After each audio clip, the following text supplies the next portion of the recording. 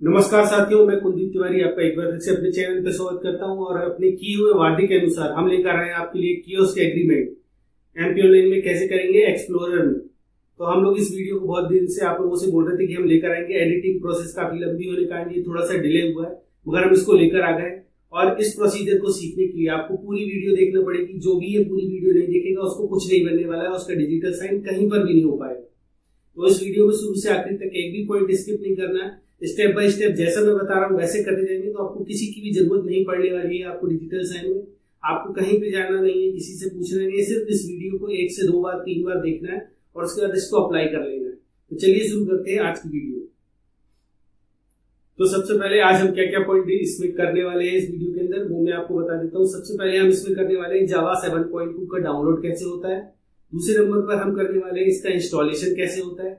तीसरे नंबर पर हम करेंगे इंटरनेट एक्सप्लोरर की क्या क्या सेटिंग होगी।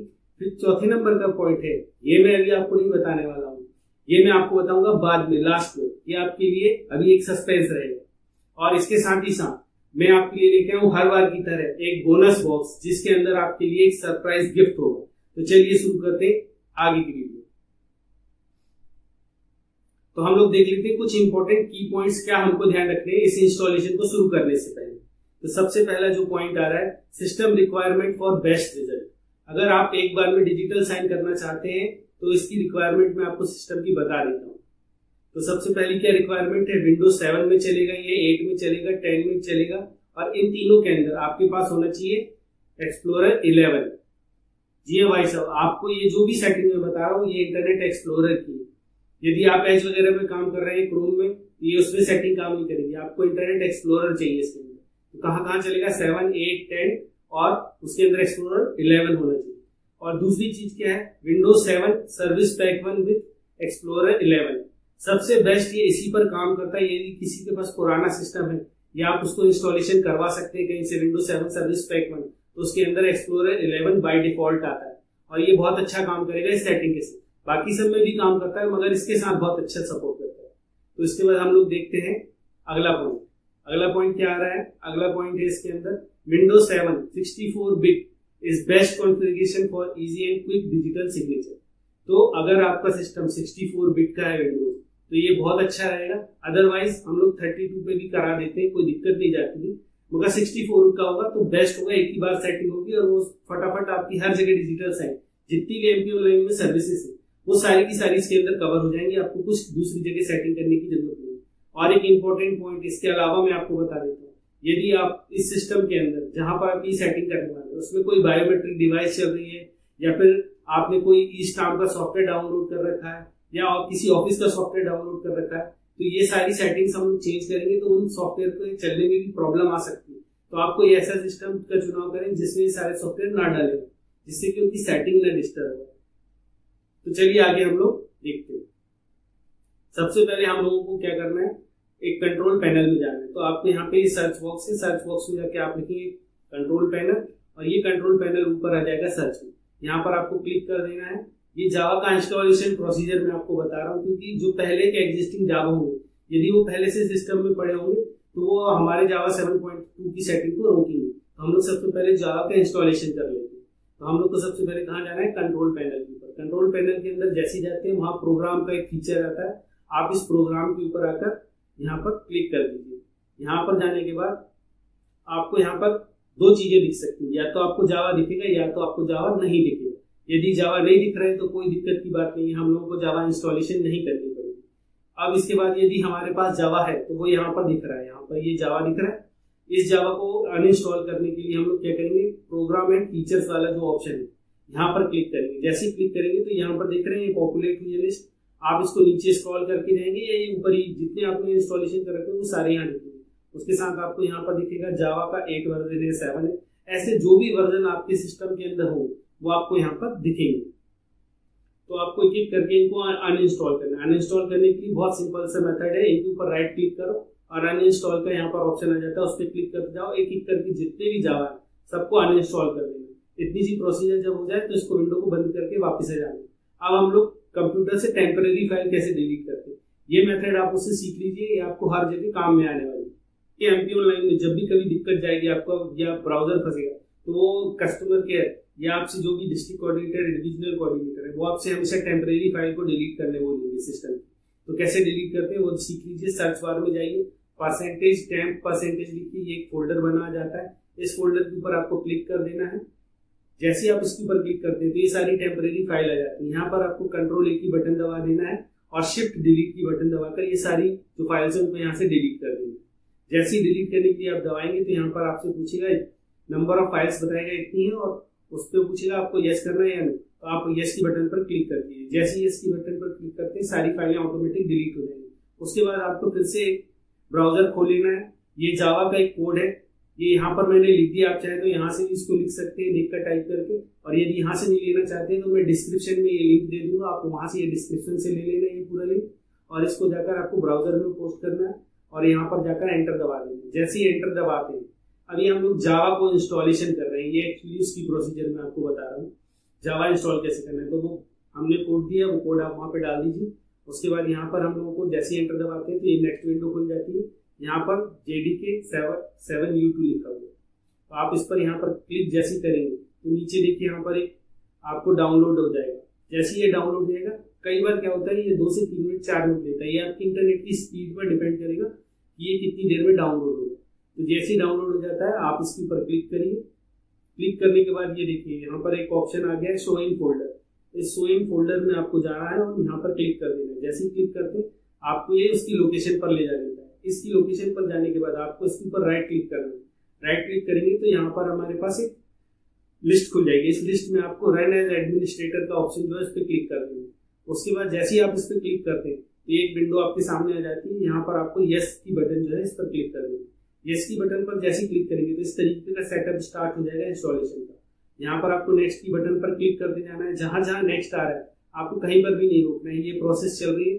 और आप फिर एक बार इस पे थोड़ी देर बाद ये आगे बढ़ जाएगा। उसके बाद आपको नेक्स्ट की बटन आएगी, आप नेक्स्ट की बटन पर जाकर क्लिक करिए।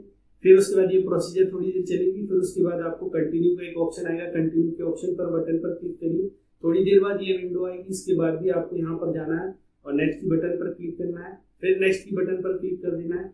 इसके बाद आपको यहाँ पर थोड़ी देर वेट करना है, ये इंस्टॉलेशन चल रही होगी। ये प्रोसीजर जैसे कंप्लीट होगी इस तरीके की एक और विंडो आएगी, प्रोसीजर होगी। इसके बाद ये क्लोज का ऑप्शन आएगा, आप यहाँ पर जाकर क्लोज कर दीजिए। जैसे ये विंडो क्लोज करते हैं आपको एक नया पॉपअप आ जाता है, नई विंडो खुलकर आ जाती है। वहां पर आपको बता देता है कि आपका जो JDK है या जावा डेवलपमेंट किट है वो डाउनलोड हो चुकी है, जावा आपका इंस्टॉलेशन कंप्लीट हो गया। हमें ये सिंपली इस विंडो को बंद कर देंगे। इस विंडो को जैसे ही बंद करते हैं अब हम लोग फिर से आ जाते हैं, हम लोग फिर से कंट्रोल पैनल को खोलते हैं। कंट्रोल पैनल पर जाते हैं, यहाँ पर क्लिक कर देते हैं। जैसे ही क्लिक करते हैं अभी हम लोगों ने जावा इंस्टॉल कर लिया है। अब हम लोगों को क्या करना है, जावा की 7.2 की सेटिंग करना बहुत जरूरी है। तो जावा की 7.2 की सेटिंग कैसे होगी, कंट्रोल पैनल में जाएंगे। कंट्रोल पैनल में जैसे ही क्लिक करेंगे फिर प्रोग्राम्स में आप चले जाएंगे। प्रोग्राम्स में जैसे ही आप क्लिक करेंगे वहां पर क्या होगा, जावा आपको अब दिखने लगेगी क्योंकि अब आपने इंस्टॉलेशन कर लिया। देखिए 32 बिट का सिस्टम है इसलिए यहाँ पर 32 बिट लिखा है, और यदि 64 बिट का होगा तो यहाँ पर कुछ नहीं लिखा है। तो आपको जावा पर यहाँ पर डबल क्लिक कर देना है। जैसे ही आप जावा पर डबल क्लिक कर देते हैं यहाँ पर आपको आ जाता है सेटिंग का ऑप्शन।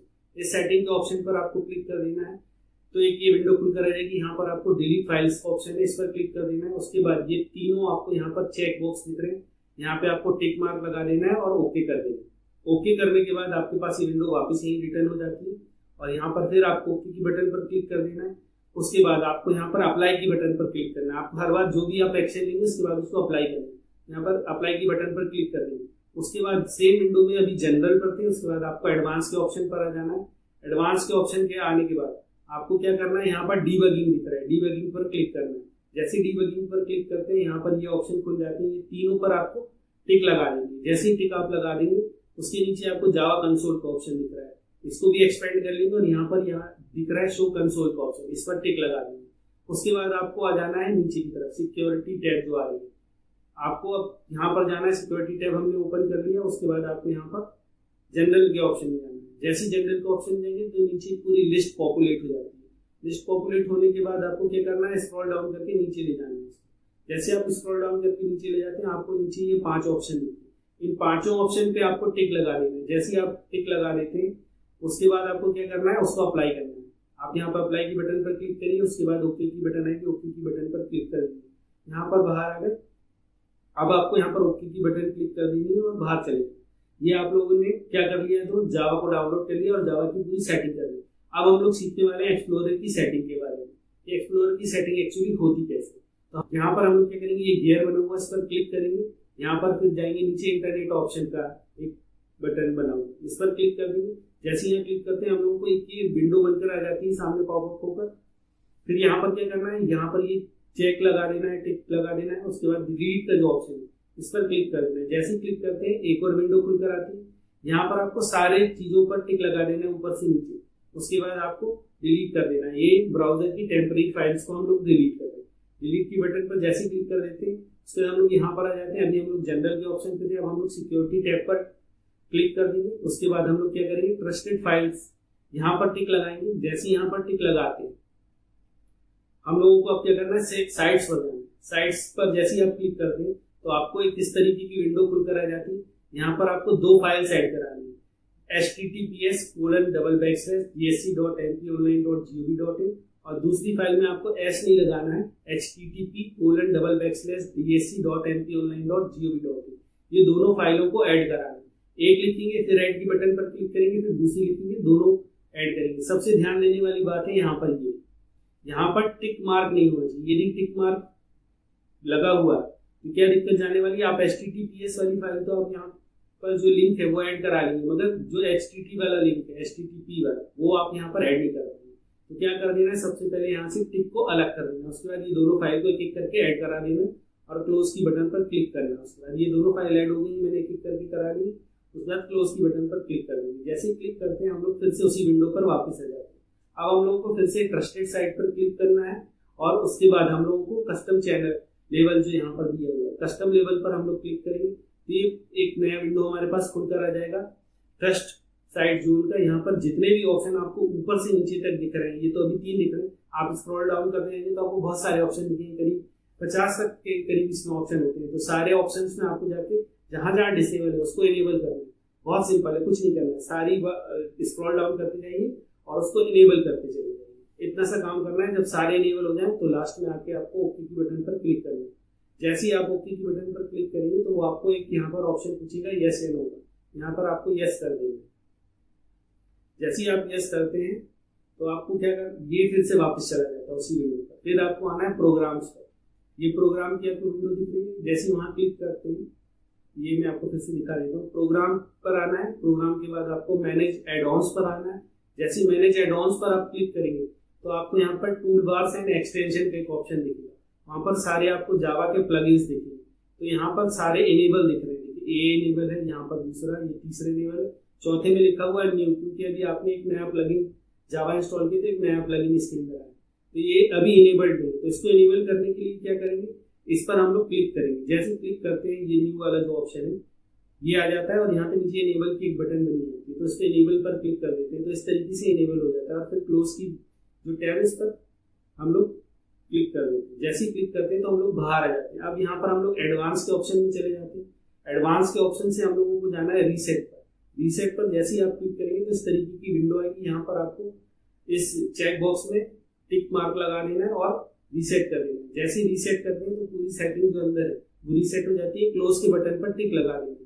जैसे ही क्लोज के बटन पर टिक लगा देते हैं तो वो विंडो बंद हो जाती है। फिर से हम लोगों को इंटरनेट ऑप्शन खोल लेना है, फिर एडवांस में जाना है और नीचे जो स्क्रॉल डाउन करके आना है वहां पर आपको ये फिर से वही SSL और TLS करके जो सर्टिफिकेट है, यहाँ पर आपको 5 सर्टिफिकेट दिखेंगे। इन 5 सर्टिफिकेट पर आपको आपका चेक बॉक्स जो दिए उन पर टिक लगा देनी है और यहाँ पर अप्लाई करके ओके कर देंगे।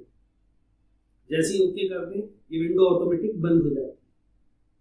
जी हाँ दोस्तों, जो पॉइंट मैंने चौथा आपको नहीं बताया था वो कियोस्क एग्रीमेंट से रिलेटेड था कि अभी हम लोगों ने सारी सेटिंग कर ली, जावा डाउनलोड कर लिया, जावा की सेटिंग कर ली, एक्सप्लोरर की सेटिंग कर ली। अब बचा क्या, कियोस्क एग्रीमेंट कैसे करना। तो अभी आपके पास आईडी पासवर्ड आ गए होंगे, आप आईडी पासवर्ड डाल दीजिए MP ऑनलाइन खोलकर और सबमिट की बटन पर क्लिक कर दीजिए। जैसे ही सबमिट की बटन पर हम लोग क्लिक करते हैं तो हम लोगों को ये नेक्स्ट पेज पर ले जाता है। और हाँ, भूलिए मत, इसके साथ ही साथ में आपको बोनस बॉक्स के बारे में नहीं भूलना, क्योंकि इसके बाद में आपको एक बोनस पॉइंट भी बताऊंगा। उसके लिए आपको पूरा वीडियो देखिए। सबमिट पर क्लिक कर देते हैं। चलिए एक बार फिर से सबमिट की बटन पर जैसे क्लिक करते हैं वो हम लोगों से इस तरीके के 2 ऑप्शन पूछता है, sign PDF with USB dongle और साइन PDF विद फाइल। तो आप लोगों ने यूएसबी डोंगल बना लिया होगा क्लास 3 का डिजिटल सिग्नेचर। तो हम लोग यहाँ पर आकर क्या करते हैं, यहाँ पर रेडियो बटन है, यहाँ पर टिक लगा देते हैं और साइन इन मेथड पर क्लिक कर देते हैं। जैसे यहाँ पर क्लिक करते हैं यहाँ पर एक मैसेज बॉक्स आ जाता है और यहाँ पर अलाउ नाउ का एक ऑप्शन आता है। ये विंडो हो सकता है यदि आप विंडो 8 या 10 में करें तो ये एक दूसरी विंडो खुलकर आएगी, उसमें भी ऑप्शन अलाउ करने के लिए है, तो आपको टिक लगाने का ऑप्शन आएगा, टिक करके आपको उसको अलाउ कर देना। थोड़ा सा ये पुराना वाला मैंने विंडो 7 का स्क्रीन लगा रखा है, इसलिए आपको यहाँ पर ऐसा दिख रहा है। अदरवाइज विंडो 8 और 10 में थोड़ी सी अलग आती है, तो आप लोग उसको थोड़ा मैनेज कर लीजिएगा। ये अलाउ नाउ का जो बटन है इस पर हम लोग यहाँ पर क्लिक कर देते हैं। यहाँ पर क्लिक करते हैं और sign in with USB dongle पर टिक लगाकर साइन इन मेथड पर एक बार टिक लगा देते हैं। फिर ये आपको यहाँ पर ले जाता है, इस मेन्यू को आपको खोलना है, यहाँ डिवाइस का टाइप सेलेक्ट करना है। तो जैसे ही आप यहाँ पर ड्रॉप डाउन मेन्यू खोलेंगे, यहाँ पे क्लिक करेंगे तो इस पूरी लिस्ट आ जाएगी। इसमें अदर का एक ऑप्शन दिख रहा होगा, इस अदर के ऑप्शन पर क्लिक कर देंगे। जैसे अदर के ऑप्शन पर क्लिक कर देंगे फिर यहाँ पर हम लोग देखते हैं एक ब्राउज की बटन बनी हुई। ब्राउज की बटन DLL फाइल को सेलेक्ट करने के लिए होता है। तो हम लोग ब्राउज की बटन पर जैसे ही क्लिक करते हैं तो इस तरीके के आपके पास सिस्टम 32 की फाइल्स आ जाती है। यहाँ पर DLL फाइल की स्टोरेज होती है। अब आपको यहाँ पर अपने जो डिजिटल साइन बनवा कर लेकर आए उसकी DLL फाइल पता होनी चाहिए। तो आप लोगों की सहायता के लिए मैंने एक उदाहरण के लिए यहाँ लिख दिया। यदि ई पास की मैक्सिमम हाइपर लिंक ई पास करके एक बनाते हैं डोंगल, मैक्सिमम लोग वही बनवाते हैं, या ई मुद्रा का डोंगल है, उसकी जो DLL फाइल है वो EPS 2003 CSP11.DLL है।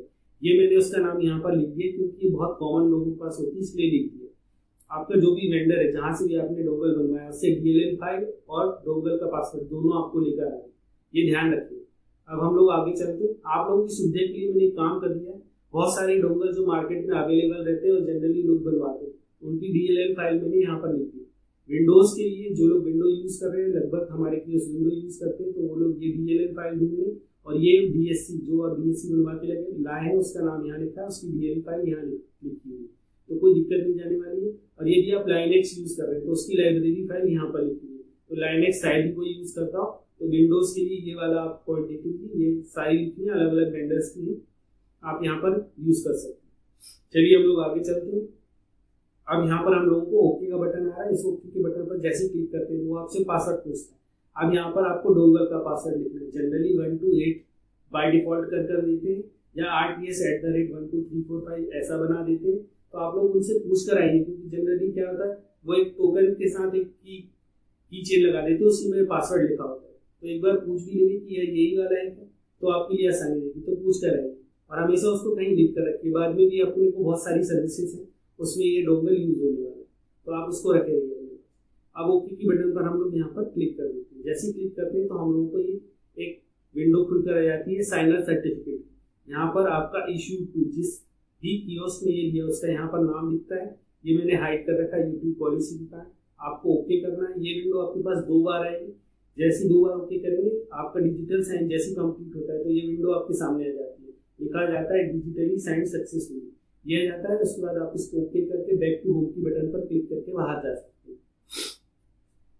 यहाँ तो हम लोगों ने डिजिटल साइन की प्रोसेस जो है वो कंप्लीट कर ली। जी हाँ, अब आप लोग सोच रहे होंगे एक जो बॉक्स दिखा दिया था लाल कलर का पूरे वीडियो में चला है उसके बारे में कुछ बताया नहीं, तो वो भी मैं आपको बता देता हूँ। वो बॉक्स था इसका कियोस्क एग्रीमेंट में एज से डिजिटल साइन कैसे करें। अभी मैंने आपको एक्सप्लोरर से सिखा दिया है, 1 या 2 दिन के अंदर मैं आपको एज से भी सिखा दूंगा कि एज से आप कैसे डिजिटल साइन आसानी से कर पाएंगे। आई होप आप लोगों को ये वीडियो पसंद आ रही होगी और ये जो जानकारी मैं आपको पहुंचा रहा हूँ point two point, technical wise चाहे पॉइंट हो, चाहे वो जनरल पॉइंट हो, चाहे वो रूल बुक से रिलेटेड हो, हर पॉइंट को मैं डिटेल में डिस्कशन करता हूँ, इसलिए वीडियो थोड़ी सी लंबी हो जाती है। यदि आप लोगों को वीडियो पसंद आई तो हमारे कमेंट बॉक्स में जाकर हमें कमेंट लिखकर बताइए कि आपको ये वीडियो कैसी लगी। और आप कोई अन्य वीडियो जो किसी दूसरे टॉपिक पे हो या एमपी ऑनलाइन से रिलेटेड ना हो या किसी दूसरे पोर्टल पर हो उसके बारे में जानना चाहते हैं, उसका वीडियो देखना चाहते हैं तो उसे भी हमें लिखकर बताएं, जिससे कि हम उस वीडियो को आपके लिए बनाकर जल्दी से जल्द लेकर आए। इतने लंबे समय तक हमारे साथ बने रहने के लिए धन्यवाद। जय हिंद, जय भारत।